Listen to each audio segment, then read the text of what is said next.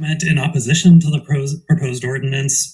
And my fundamental reason for this is just that, as I understand it, pretty much all available evidence on this issue supports the housing first model. Exclusion zones do not work. You're hearing about that. Other people more knowledgeable than me have already spoken about it and are going to speak about it. I want to step back and take more of a process perspective on this, because to me, the way that this came before council and all of us was really not cool. It was in the paper on Saturday. It's Monday night. I know plenty of people who would have wanted to be here and speak. They can't. I could have reached out to professional connections who are knowledgeable about this kind of thing. I had 1 business day's notice. I couldn't do it. So I just, I totally understand that staff are doing their best with proposing an ordinance that's responding to real problems that people downtown are facing. But, staff also respectfully should have known that this would have been really contentious. It's not going to go over tonight. It shouldn't go over tonight. So, and, I'm really not trying to be argumentative. This isn't like a rah-rah F the police or anything. So, to be clear, all my personal interactions with city staff, including police, including right here tonight, totally courteous and professional. I'm not trying to yell at anybody or be a pain in the butt or anything.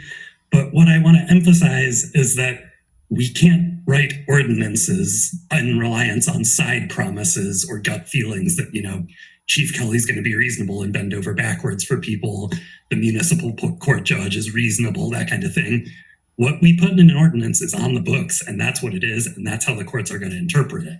It doesn't matter if it's 20 years from now and some police chief none of us have ever met before is just going cite, cite, cite, boom, you're out of Astoria. No way, it doesn't work. It's not cool.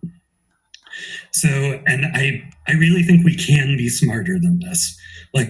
Just anecdotally, through my experience as a state employee, I've been through some contentious rulemaking processes where the state legislature convenes an advisory committee with explicit guidance on its remit and the requirements for its demographic makeup to make sure that the whole community has a voice there.